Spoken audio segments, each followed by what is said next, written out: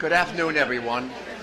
I want to welcome you to the 140th Biomedical Research Caucus. Back to the slide. Just change the slide. Sorry. That's okay.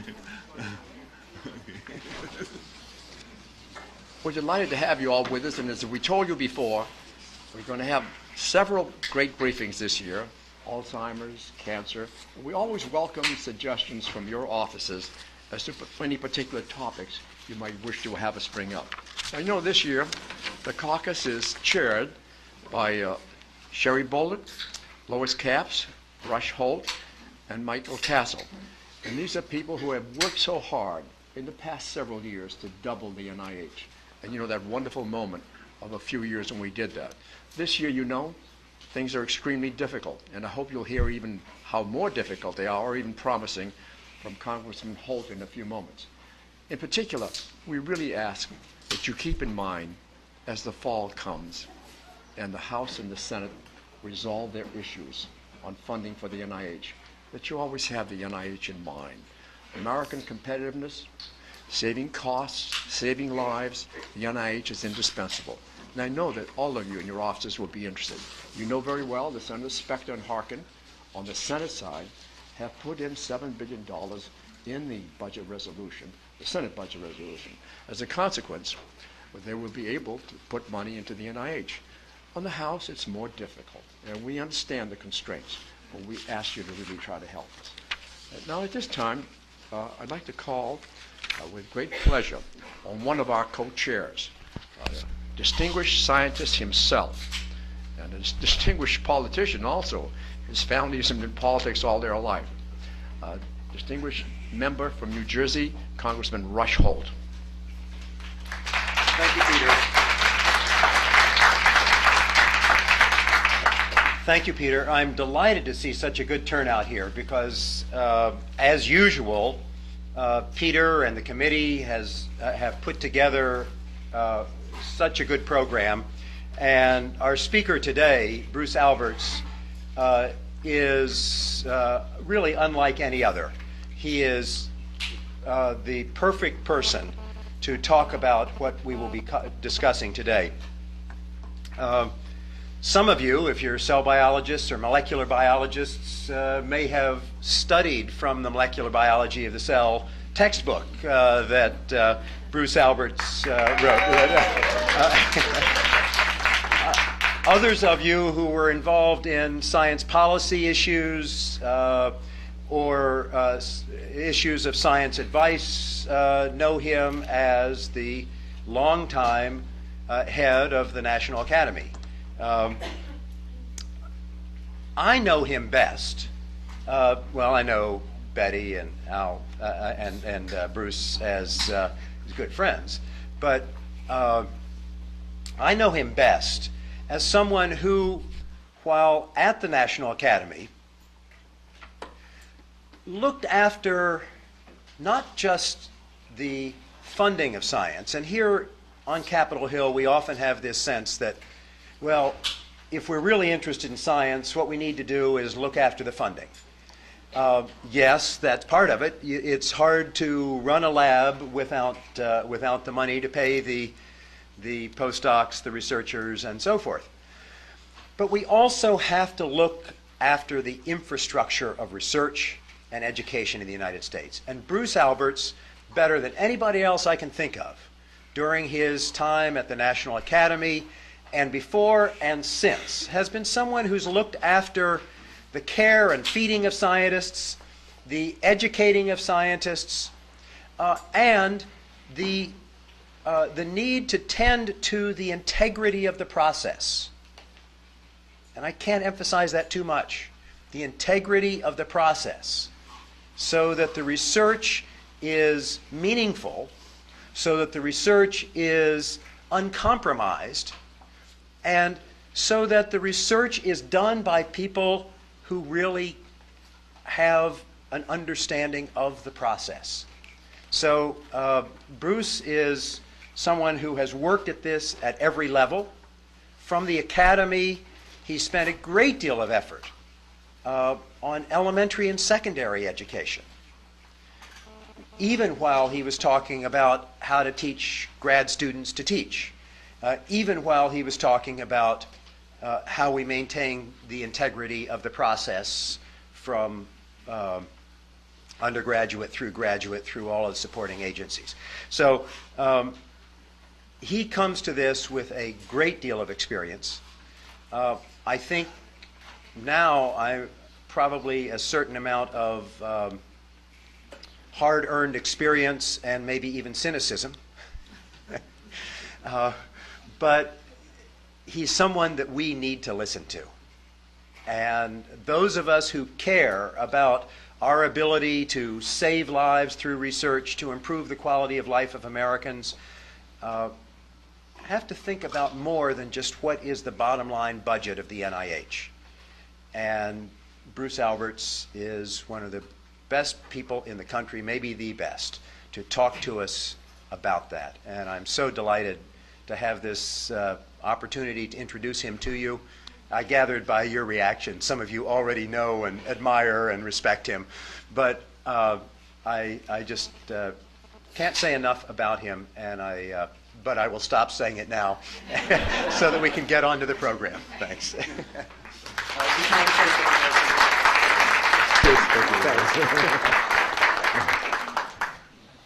Well, that was a great introduction.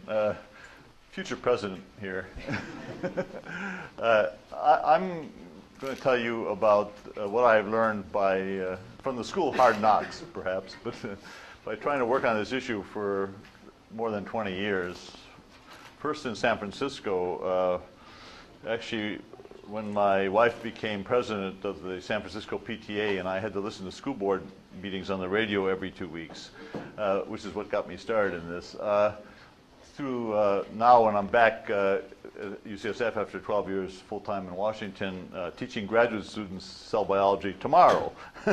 So this will be a vast survey. In the discussion period, we could get into more details.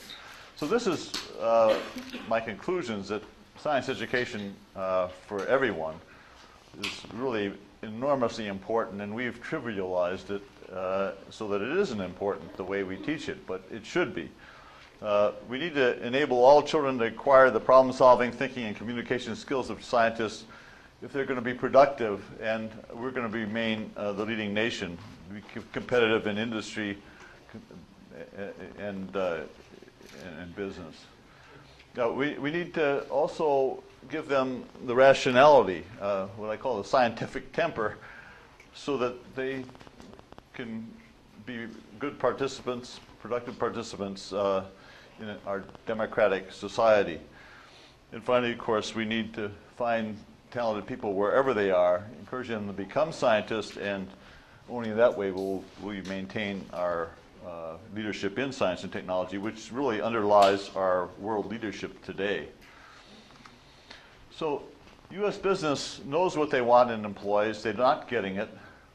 This is just one of many quotes I could give you. Bob Galvin said, while most description of necessary skills for children do not list learning to learn, this should be the capstone skill upon which all the others depend. Memorized facts, which are the basis for most testing done in schools today, are of little use in an age in which information is doubling every 2 or 3 years. We have expert systems and computers and the internet that can provide the facts we need when we need them. Our workforce needs to utilize facts to assist in developing solutions to problems. And this is what they cannot do today. I could give you 10 other quotes that say the same thing. So how can we succeed? Originally, I had my talk organized the other way, why we're failing, and that's too depressing. So let me start how we could succeed. So here I'm going to rely on my 12 years at the National Academies, which of course is the organization that brings together 3 honorary societies, sciences, engineering, and medicine, and the operational arm, the National Research Council, and which is a non-governmental organization trying to bring the best scientific advice to our government. When I got to the Academy in 1993, I spent half my time for the next 2 years trying to get this project completed successfully. It's the hardest project we ever had, in the end, we put it out for review to 18,000 reviewers who gave us comments, and it took a year to compile this final 250-page document. And I learned a tremendous amount from the teachers, from the science educators, and from the scientists who worked on this, including 40 members of the National Academy of Sciences. The basic bottom lines are that science is for all students. Learning science requires active engagement in exploring the world. The teacher serves as a skilled coach with strong support from the U.S. science community.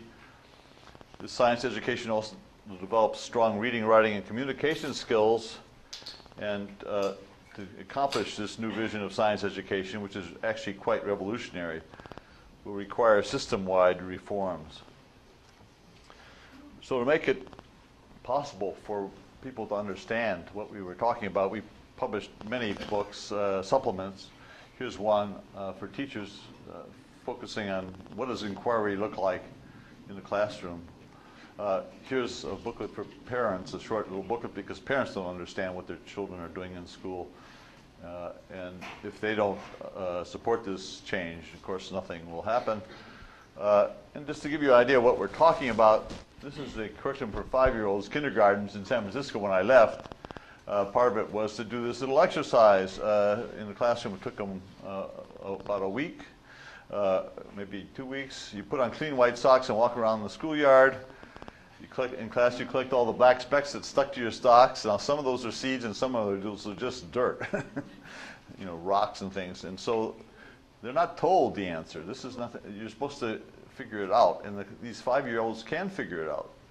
But the teacher's got to let them have time to talk about it and investigate. And they have a little plastic microscope that they're supposed to draw the specks. And as they're drawing them, they're supposed to eventually notice that some of them are very regular shaped. And eventually somebody in the class or some group of kids that are working in little groups would suggest, even at 5 years old, that the ones that are regular shaped are the seeds and the other ones are dirt. And then the teacher's supposed to encourage them, well, how would you test your idea? And then somebody's got to come up with the idea we could plant them, and then they do plant them, and so on. Anyway, so this shows that it's possible to do science with 5-year-olds. In fact, it's easy to do science with 5-year-olds. They're excited about exploring the world. If you go in any of the first, second grade class, kindergarten, the kids are alive with interest about the world. By the time you go into 8th grade, they're bored as heck and they hate science, and they won't take any more of it. And in many ways, you can't blame them because we're not doing it right. So here's a little movie. I don't know if this will work.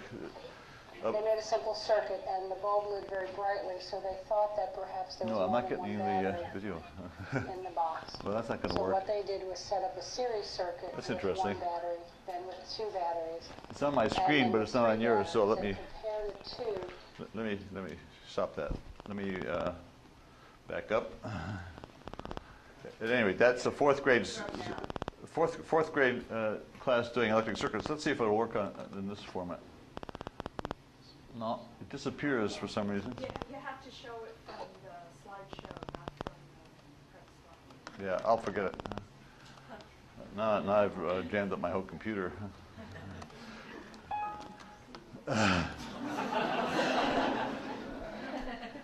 You know, you learn how to do all this stuff. It happens a lot. All right, we'll start again. Don't worry. So much for that experiment. All right.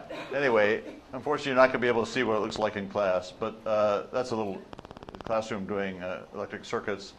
The kids are working in groups, and it's a wonderful example of how kids can teach each other. So we know what to do, but we are only doing it perhaps in 15% of classrooms today. I think that's probably an overestimate. So let's look at how we fail. This is not the fun part. Well, there's a wonderful book that was written maybe 15 years ago by Harriet Tyson Bernstein called America's Textbook Fiasco, A Conspiracy of Good Intentions. And it explains why, despite goodwill, market forces for textbooks help cause our science curricula to be a mile wide and an inch deep, And I'll give you an example. Those of you who have children in school will know this already. My field is cell biology. The cell is the basic unit of life. Middle school students should come into contact with real cells and learn how amazing they are and how they work in general. But instead, we do what's much easier to apparently to support with textbooks and tests, and that is we try to fill their heads with all the names of the cell parts and their processes. And so here's an example taken from an actual 7th grade textbook. I have a grandson, by the way, in San Francisco Public School who just got one of these textbooks of 850 pages, because 7th grade is life science year. I call this Science Education is Mentioning. Because these textbooks have to cover all biology in 800 pages, they don't have any room for anything in any detail. So here's what it actually says in a typical 7th grade life sciences textbook as they go through the parts of the cell, which are probably 100. This is just one of them. Running through the cell is a network of flat channels called the endoplasmic reticulum, bold-faced word. This organelle manufactures, stores, and transports materials. In fact, there's something like 4 or 5 bold-faced words on every page, and my grandson gets a workbook with the textbook where he's supposed to fill in the blanks, and he figured out after 1 week all he had to do was look at all the bold-faced words and fill them in order without even reading the textbook. So now the endoplasmic reticulum is actually very interesting, but if this is all you know about it, you should know nothing about it because it doesn't really do anything for you. Moreover, what you're supposed to do is learn to answer the questions on the parts of the cell. Here's the end of this chapter, SelfTest, from this textbook. It says, write a sentence that uses the term endoplasmic reticulum correctly. So they only had one sentence, so that's what they're supposed to do. Now actually we laugh, but it's criminal. This book is not at all interesting. Everybody in the classes thinks science stinks, and we're doing this over and over again to our kids. And it's just awful. It's really no different from what the kids are doing in madrasas in Afghanistan. As you know, many of them are memorizing the Quran in a language they don't understand. And we're having them memorize science in a language they don't understand. Endoplasmic reticulum is a word, but they don't have any idea what that means because there's not enough depth. It's way too early to teach them about endoplasmic reticulum. I never heard of the endoplasmic reticulum until I was in graduate school. So, okay, and here's a little later. At the end of high school in biology, you're supposed to take an SAT-2 exam to see how well you did in biology, and there are, of course, review books written. This is from the Princeton Review, and they basically make a joke out of education. Here's what they tell you about doing well on this exam, which, of course, is important for college entry. We'll show you that you don't really have to understand anything. You just have to make a couple of simple associations like these. Aerobic respiration with presence of oxygen, more ATP produced. Anaerobic respiration with absence of oxygen, less ATP produced. When we get through, you may not really understand much about the difference, but you don't have to, and we'll prove it basically at the end. Stick with us, and you'll make the scoring machines very happy. So, is it a wonder that kids turn to other things besides school if this is the way we define school?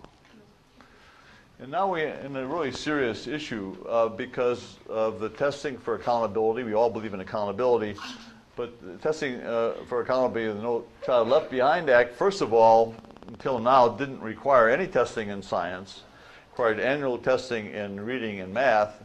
And in San Francisco, at least, this has driven all the science that I helped to introduce into the curriculum almost out of the curriculum because the teachers are under pressure to get good scores in math and reading, and that's what they do. I can't blame them. But we're going to have a science test in 2007, 2008 school year required by this act. And unfortunately, it's much easier to test for science words than for science understanding and abilities, and it's much cheaper. You could buy a commercial test for less than $1 a kid, and yet bad tests will force the trivialization of science education and drive most students, including many potential scientists, away from science. It will also drive many science teachers out of the schools. So what can we do about it? Now, I'm a scientist, and scientists are optimists, and I'm still optimistic. What we need is to focus on some particular strategies, and we can't do everything, and we tend to try to do a little bit of everything. And so I'm going to suggest 3 strategies for success as we move ahead. And the first one doesn't really directly involve the topic of this session, since we're talking about K-12, but yet it does. I realized during my 12 years of Washington that any large-scale change at lower levels will require major changes in the introductory science courses at colleges and universities. Just think of that Biology 1 textbook that my grandson has. That is based on the Biology 1 course that is taught at colleges and in the textbook. And so what's happened is that the prestigious universities define biology education. Then when you go to do advanced placement biology, you take the same thing and compress it by half, maybe. Then you do high school biology, you compress it some more, and by junior high school, you compress it to such a point that the book is essentially meaningless. And if we don't redefine biology education, physics education, chemistry education, and so on for all those people who take college courses, we will produce teachers who don't know that science education is anything different than this kind of list making and mentioning and rote memory, or at least they won't have the skills to teach differently. And we, of course, produce parents who resist the kind of science education that we would like their kids to have, because they don't know how to help their kids do well. They don't know how to help them memorize.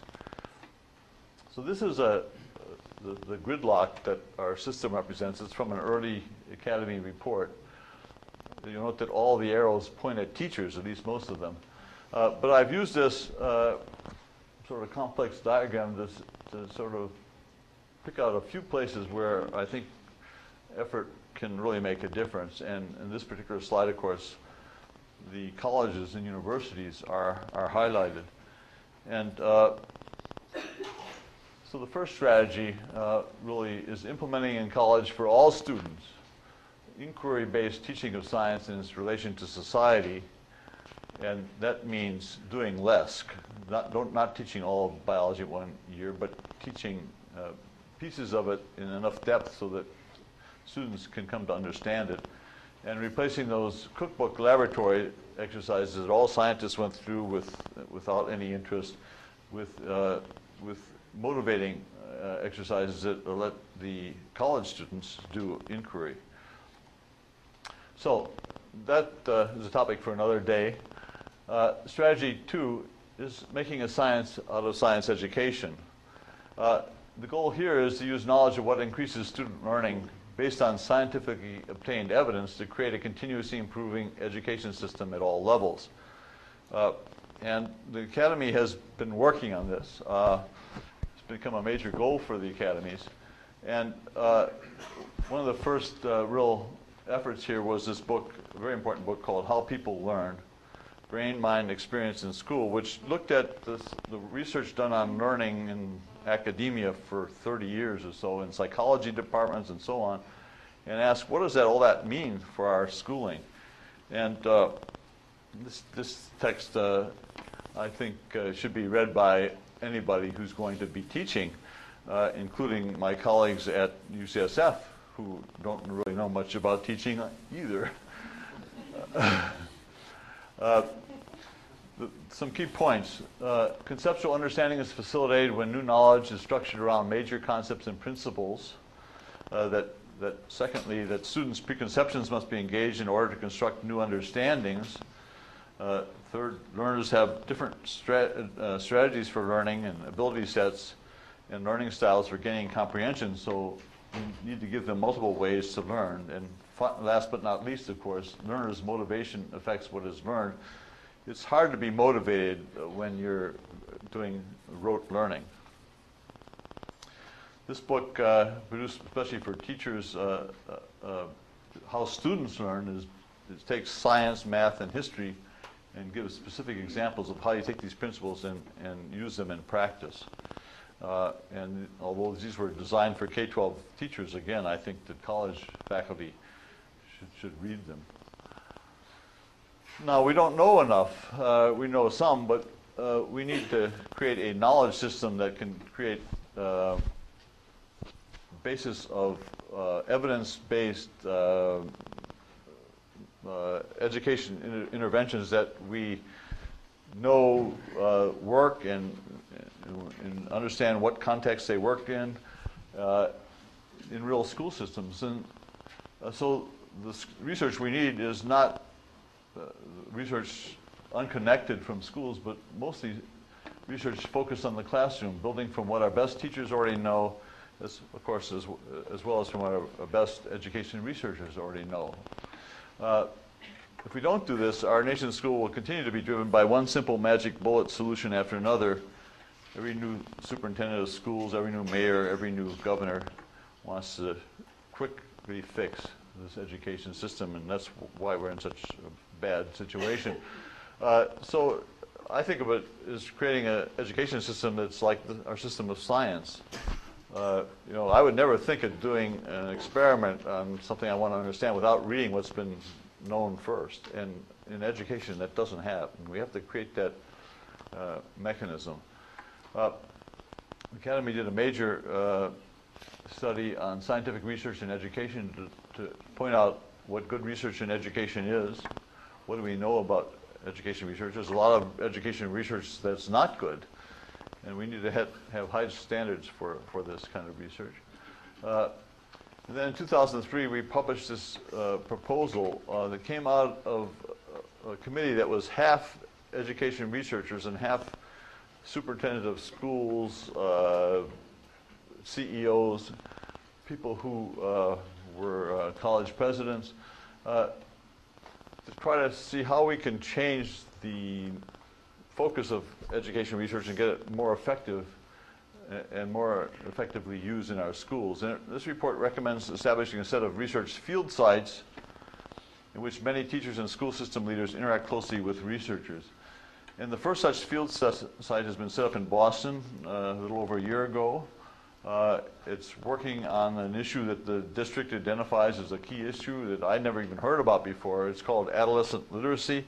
Apparently, a lot of kids can read if they had a book in front of you and they read it, but they don't decode it.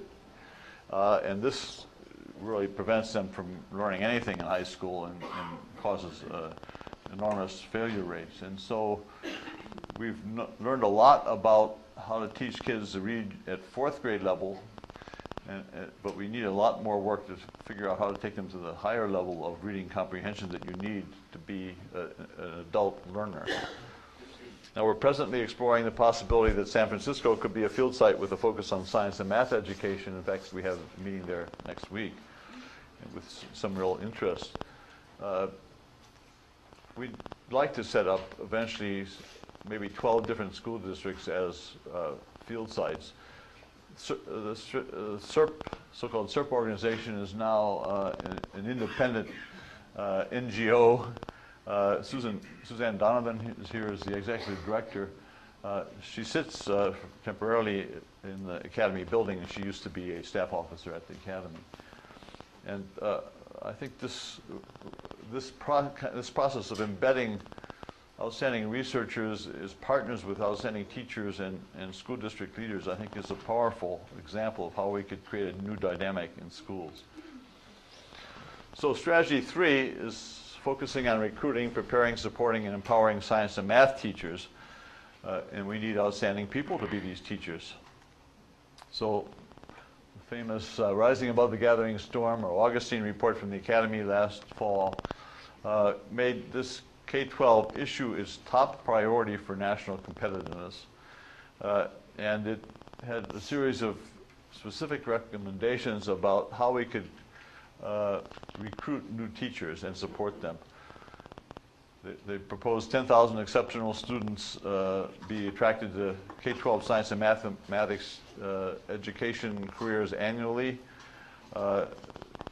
The idea is to provide competitive four-year scholarships for these students, both for teaching and another set of scholarships, of course, for people who want to be scientists. And then it has a series of specific proposals about what was called professional development for the people who are already teachers and need continual access to expertise and knowledge. So this proposal, of course, is in part of a Senate bill, and the House is working on some of these issues.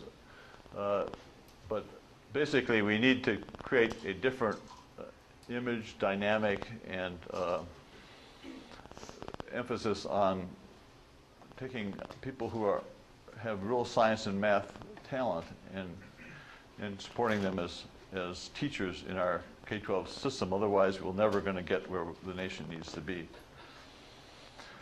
So I want to end with what keeps me up at night.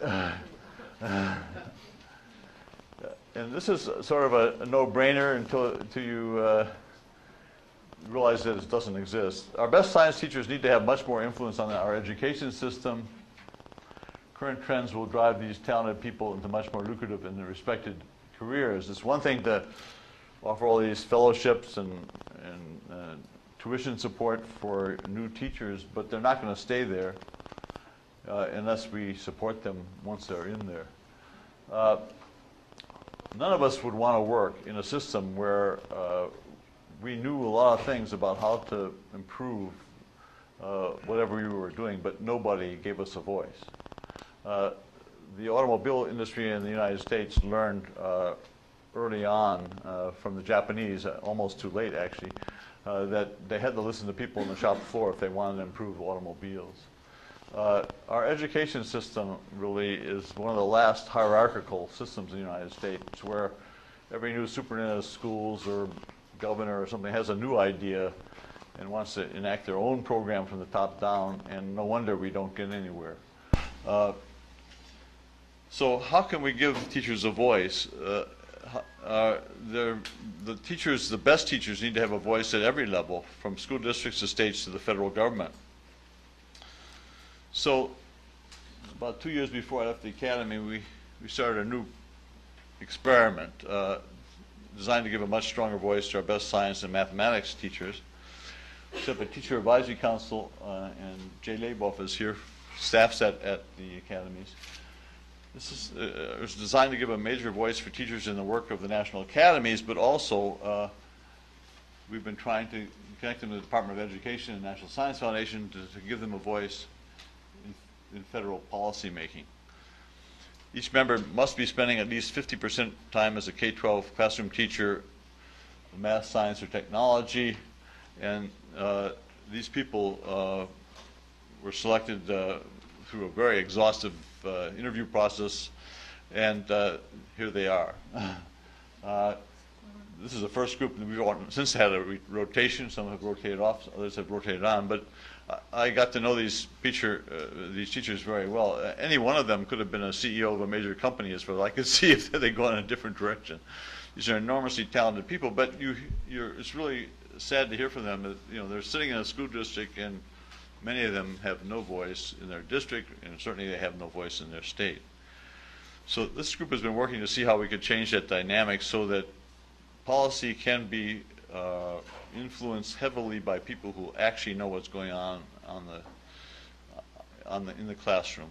Otherwise, of course, we're just guessing what works, and we don't really know how to improve it. Just like making a car, we need to listen to people who know what's not working and what is working. And this group pointed out that, well, it's fine to have a national group, but we also need state-based groups, because most education policy is really made in states. And these state councils are first one has been formed in California, the California Teacher Advisory Council, and that is tied to a state organization, the California Council on Science and Technology, and that's an experiment in trying to give state teachers a voice, in this case in Sacramento, California policymaking. So the last thing I'll say is that the college faculty, from my own experience, have a great deal to learn from these same K-12 science teachers. Science education partnerships, which were founded and spreading around the country initially to help the K-12 system, are also helping the college system by making us wake up to the fact that our teaching is not nearly as professional as it should be, and certainly we are not as skilled teachers as are the best K-12 science teachers. So finally, I have a broader issue to raise. You know, why are we so passionate about getting kids to have scientific abilities and scientific values? And there's a wonderful book written called Science and Human Values by Jacob Bronowski, and this is the quote that I like. He said, "The society of scientists is simple because it has a directing purpose to explore the truth. Nevertheless, it has to solve the problem of every society, which is to find a compromise between the individual and the group. It must encourage the single scientist to be independent and the body of scientists to be tolerant. From these basic conditions, which form the prime values, there follows step by step a range of values: dissent, freedom of thought and speech, justice, honor, human dignity, and self-respect. Science has humanized our values. Men have asked for freedom, justice, and respect precisely as the scientific spirit has spread among them." Thank you.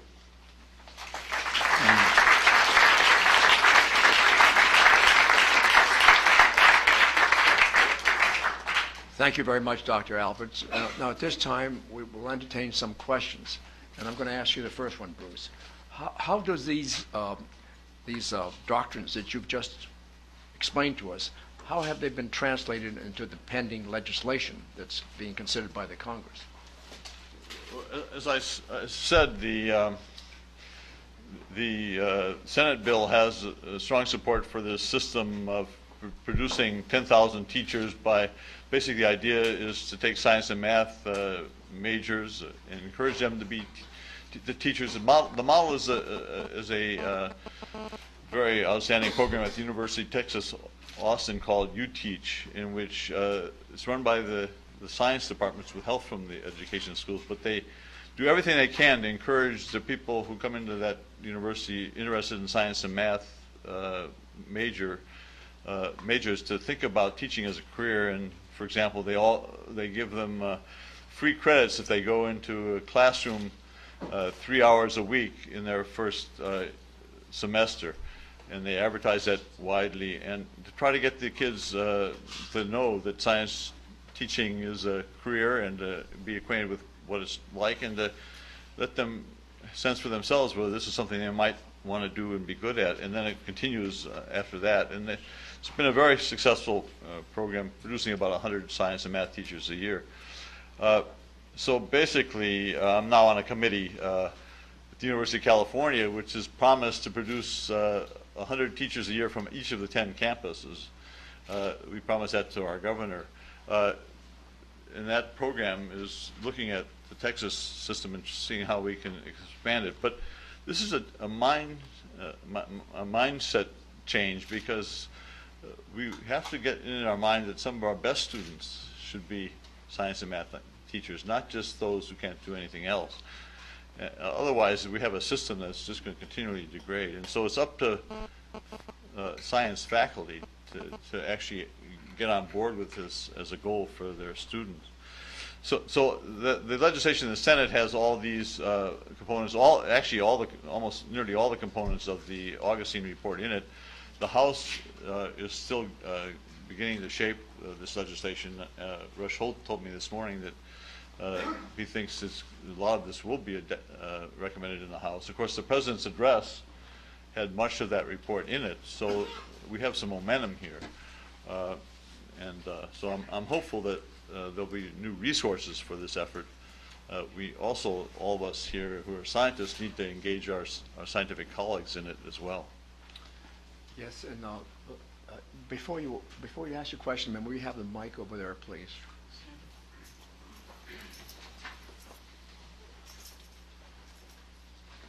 Dr. Alberts, I'm Sandy Schmuckler. I'm with Montgomery County Public Schools, Montgomery County, Maryland. Our school system works very hard to bring in career changers, best and brightest. We have here in the audience, we have a partnership with the University of Maryland, and we have scientists here who are changing careers and becoming teachers. Part of the issue is not only the money for these young PhDs who are now going to get certification in education. Part of the problem is not just paying their tuition. They need health insurance. If they're leaving some government agency or somewhere or another, the cost of health insurance is a major issue for people changing careers. I just wanted to put that into your thinking cap also when one is dealing with hopefully getting more funding for such things. Thank you. Thank you. Yes, sir. Just a moment to get the mic over there. Thank you. Thank you. I just wanted to comment on the fact that it seems in science that what we do is try to teach people how to pass the MCAT. And if you can comment on that, and, you know, sort of the interplay between going to medical school, and it never occurs to me as a young person to go anywhere but medical school, and then I just somehow got into science. Just comment on that. Right. So Jay Laboff and I, Jay's over there. You want to raise your stand up? So you know who Jay is? Actually, Suzanne, you want to stand up so that people can talk to you about Circus if they want to afterwards? Suzanne Gentleman. So Jay and I worked for 4 years to try to get the Academy, working with the WMC, to work on this MCAT pre-med requirement, which is distorting undergraduate science education enormously. We were frustrated. We couldn't get funding for such a study. I understand from Jay, it's still not underway. It's a terrible situation. I would just appeared a review at UC Riverside, which has 1,400 biology life sciences majors a year. They say more than half of them want to be doctors. 46 of them get into medical school. So all the rest of them, you know, so we've distorted the whole curriculum, you know, full year of organic chemistry, all that kind of stuff, to fit 46 people out of 1,400. And this is a major issue. It doesn't make sense, actually. The medical school requirements haven't changed for years. They don't make sense for medical school, and they distort undergraduate education. And the Academy, if anybody wants to tell us where we can get support to get the Academy engaged here, this would be great. But I think this is a major problem in our current education system. It has the advantage, you know, that it gets lots of young kids into science classes the first year, but we don't take advantage of that. We don't teach them well. Anyway, it's looked at, made science education look like a screening out process rather than a bringing in process. Bruce, we keep hearing about China and Chinese students getting into math and science, turning out thousands of engineers, many more than ours, even discounting their population. What is it about China that causes them to have values that attract students into math and science? Well, we're different. We have many more distractions. You know, I've been to China. It's wonderful. All these energy, young students. This is their way to a better life. You know, here we're got it easy. I got you know, children and grandchildren. I can see what's going on. You know, just you know, relax and have a good time. And so we don't have the same pressure of you know, from below, and of course our parents aren't nearly as focused on education either. We can't be China, but we have to recognize that our education system in general, and especially our science education, needs to be interesting if we're ever going to get kids away from all the other distraction. We have an enormous competition that we never had when I was a student. Of, you know, you could be on iPod, internet, you name it. And so we can't keep on giving them these incredibly boring textbooks as if getting through science is a fraternity initiation rite that you must suffer through. You know, and if you actually make it into, you know, upper level college, then it'll be interesting. this is the way it looks to me. I mean, any scientist who reads any of the textbooks that we give young kids finds them totally boring, and yet we're so interested in science. So why are we doing it? So that Tyson Bernstein book is the, it's just a sad story. And so if all this, market forces, inertia takes us in the wrong direction, how are we going to fix it? It's going to require our leaders, the CEOs of the country, leaders of the scientific community to sort of wake up and start doing something about it. Otherwise, it's going to continue exactly the same way it is now. Yes, ma'am, right back there. Right back there, yes. I'm Julian Clarke from the National Science Foundation. As our school system is becoming more and more diverse, and in terms of the teachers, fewer and fewer minority teachers are in the classroom, what suggestions do you have in terms of the way teachers should be trained, especially at the undergraduate level? And do you have any suggestions on what can be done to close the achievement gap? Well, I know exactly why kids without strong parental support from college-educated parents drop out of science very early. I was in a professor's home when his son was studying for his chemistry exam the next day. And I was looking, I'm a chemist, I started out as a chemist, I was looking at what he had to study. It was so awful.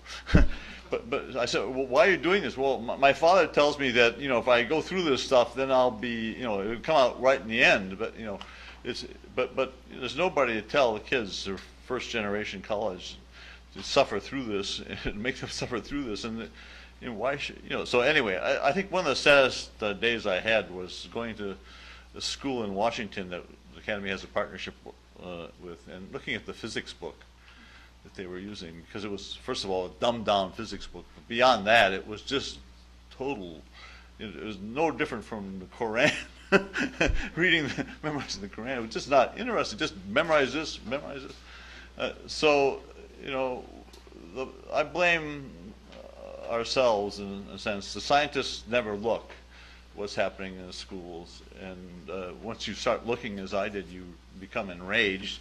But then the question is how to take that sense of anger and do something productive.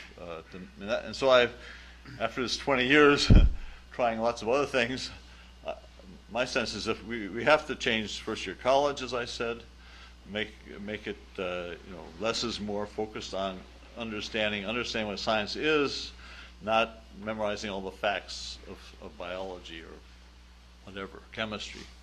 I mean, I think chemistry is at least as bad as biology first year.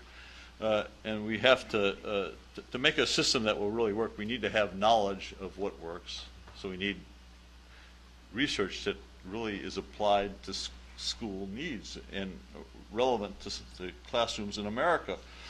And finally, we need, because it's too complicated, all this is too complicated to just do from top down with pronouncements. We need a continual adjustment system everywhere, which comes from teachers telling you, the best teachers telling you what's happening, what can we fix.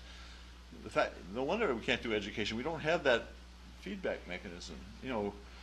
Anybody who's running an organization, running the academy, for example, if you just sort of are out of touch with what's actually happening on the ground, you can't run the academy. I mean, you can run it to the ground, which is what, but you have to listen to the people who are, doing the work. And as I said, all of American industry, I think, has learned to pay attention to the customers, to pay attention to the people who are on the shop floor, and that's why they've been able to do as well as they have. But the education system remains a hierarchical system which doesn't learn, and that's, I think, is the heart of our problem. Bruce, a few years ago, the Congress, in a statesman-like fashion, ramped up the NIH. They doubled the NIH funding, got up to $28 billion. That brought in a lot of young scientists. Now we're talking about steady state funding, maybe even decreased funding. how are you going to keep those young people interested in going into biomedical research? Well, you know, the Academy had a major study called Bridges to Independence, which pointed out that we need to really emphasize the next generation. And we can't just think about funding only the research that, you know, is the best research. We also have to think about how that funding pattern is going to affect the future of science. And of course, ultimately, we need to have an increasing budget for science, otherwise we can't do that effectively. And so there's a real problem today. I'm sitting in the middle of it with all these graduate students they're trying to see what's happening with you know, the NIH and their prospects for a future, and they're trying to figure out whether it's worth it. So we have to make it worth it. We have to see enough of them succeeding as they grow older, otherwise they're going to not come into science anymore. Yes, ma'am. Toby Horn from the National Association of Biology Teachers. I am a PhD biomedical scientist who became a high school teacher. In your concept map, the only outside things that were not connected were arts and sciences and education. So I encourage you to put that in so See if I can find it. But the question that I have is, it's very important to have the teacher training and very important to bring teachers in.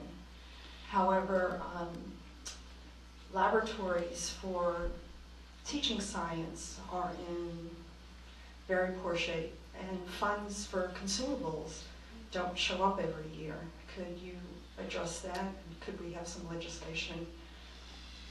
Well, yeah, you're more expert on that than I am. We really need to have resources for laboratory. Let me just. My daughter was a high school teacher and still is, but she's got kids temporarily. But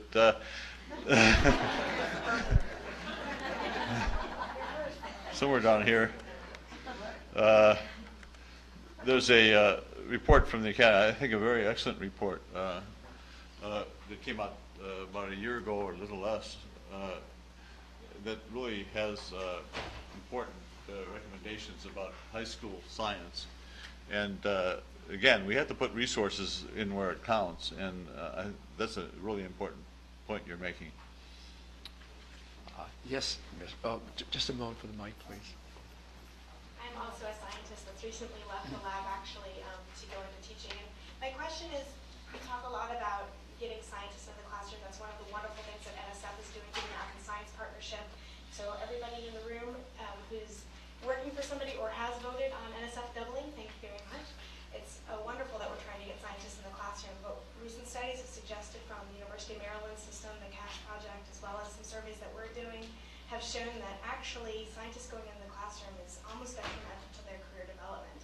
These are PIs, principal investigators, that are going out, doing outreach just like we're trying to encourage them to do, and it's actually negatively affecting their career prospects because it's taking them out of the laboratory. And it's really frightening to hear that message, because to get back into the lab because you got to get your grant funded. How can people like you, who are so well respected, who people like me can refer to say, this is one of the reasons why I got out of the lab, because education is what we need to be doing. We really need to do this. We need people like you to say no. Part of the tenure process, part of this, we have to change it at the institutional level. I'm wondering what we can do to try to change that mentality. Yeah. Well, I think scientists, if they know what they're doing, can be very effective spending 4 hours a week on outreach. I mean, I wouldn't advise a young scientist to spend half their time on outreach, because you have to live in the real world of being competitive for research funding. But I mean, I think universities have to really value what we call both education and service components. And so again, it's up to the senior faculty who set the guidelines for tenure to set good guidelines. I think that is improving.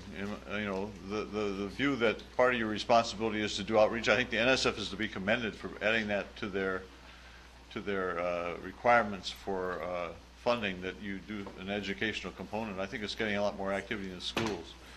And the more we can do to get scientists to know what's happening in the schools and to understand what teachers are doing and to learn from the teachers what real good teaching is and what the problems are of learning science, the better our whole system is going to be. So I'm hopeful that part is moving in the right direction. Yes, sir. Just a moment, sir. We'll bring the mic to you. Mr. Alvarez, I'd like to ask you to comment on something that you've mentioned briefly, market forces. We are trying to get the best and the brightest to spend careers as teachers of mathematics and science in high school. Yet, you have to be quite idealistic to enter that field because their beginning salaries are abysmally low in comparison to what they could be doing. Many of the reports and legislations that are winding their way through Congress address this issue, but not adequately enough, perhaps. Would you comment on that? Yeah, so I'm all in favor of a supplement for science and math teachers. That's the only reasonable way of keeping them in the business. It's crazy. I mean, unfortunately, the teachers union has been against any kind of merit pay. And however, I note that New York City somehow has just announced a new program that science and math teachers will be specially compensated. So maybe there's movement in that. It's crazy to think that you could recruit good science and math teachers for the same salary you could recruit phys ed teachers. They have a lot of people want to be phys ed teachers, and nobody, very short supply of science and math teachers. You have to use market forces to get salaries up. And at the end of the Glenn Commission, for example, this idea had a lot of enthusiasm, and now it's incorporated into this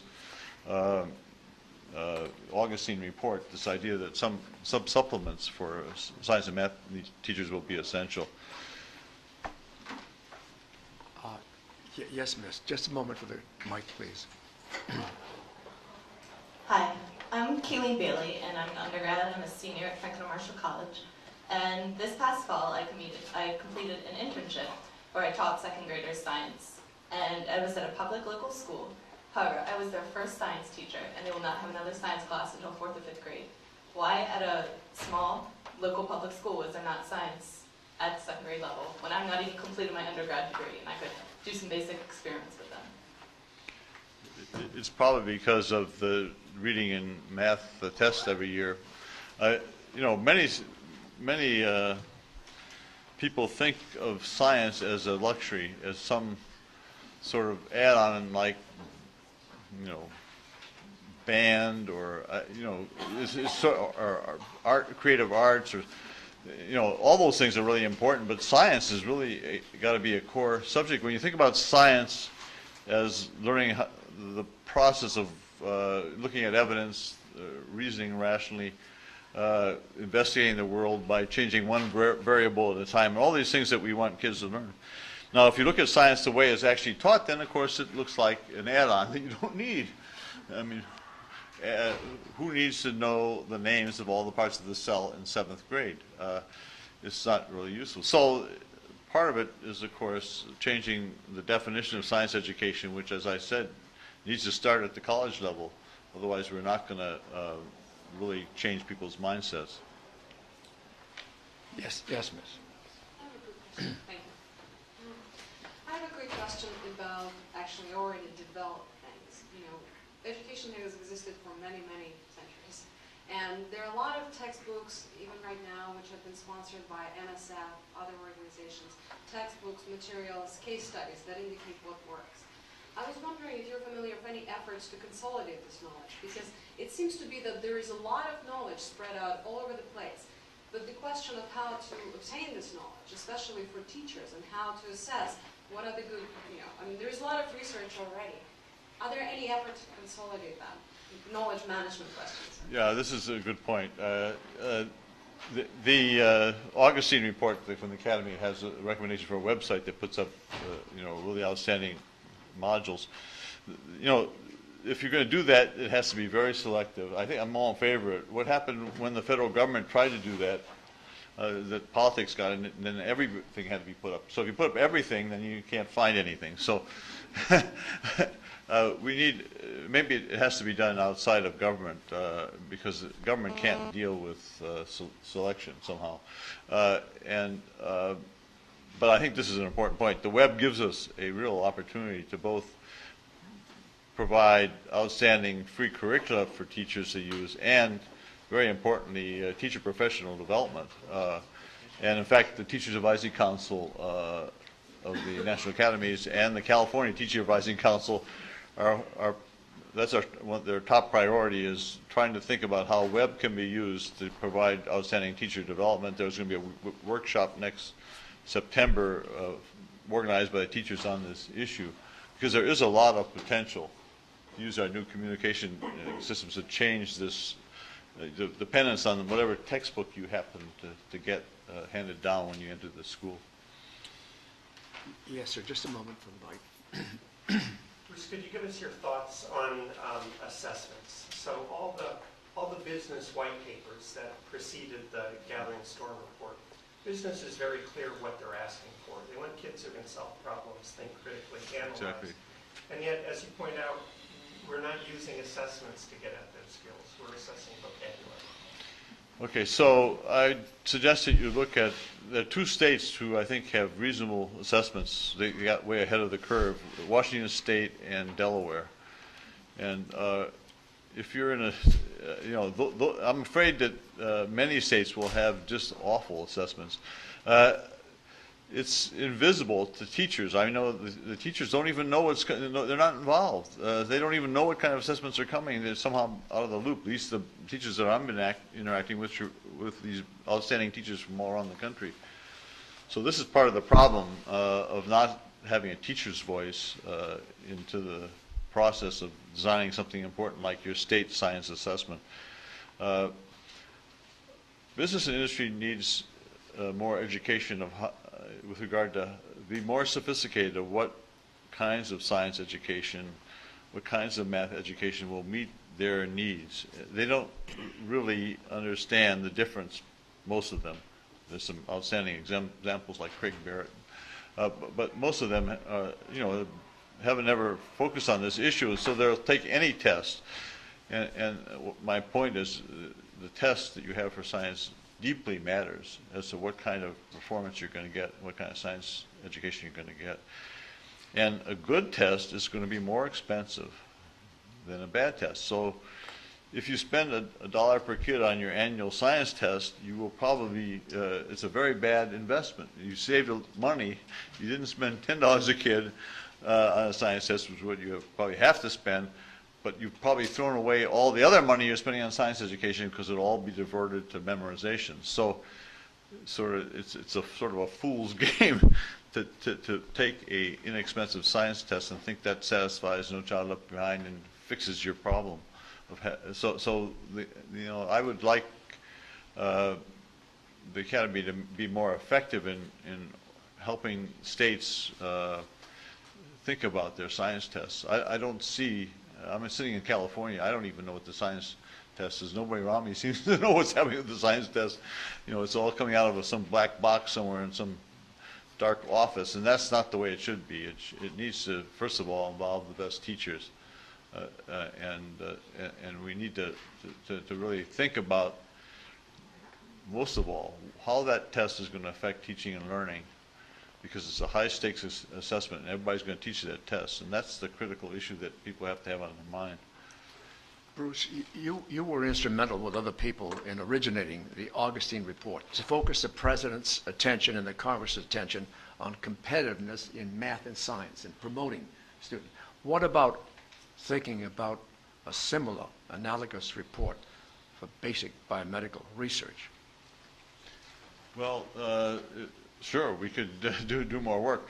I'm in the middle of this right now. I mean, I'm doing an experiment. My main job is to be a professor. I'm paid at UCSF, and I don't have my own lab. And my main function is to try to think about how we could organize research most effectively so that new ideas can be encouraged. And I'm afraid that the tighter grant funding gets, the more new ideas get shut out, because everybody's playing a very conservative game, and I'm trying to see how at UCSF, as an example, we can overcome that tendency to keep your head down and try to do the same thing that you did before, that your postdoc was about, or whatever.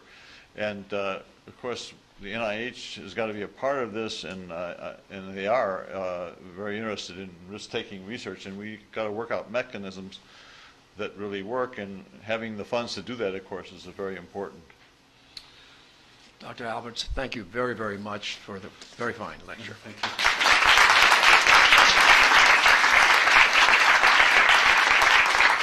Finally, we wish to thank the Joint Steering Committee for Public Policy for sponsoring this luncheon. And let me tell you about our next briefing. Our next caucus will be held on May 10th on the subject of earlier and safer detection of fetal Down syndrome. Thank you very much.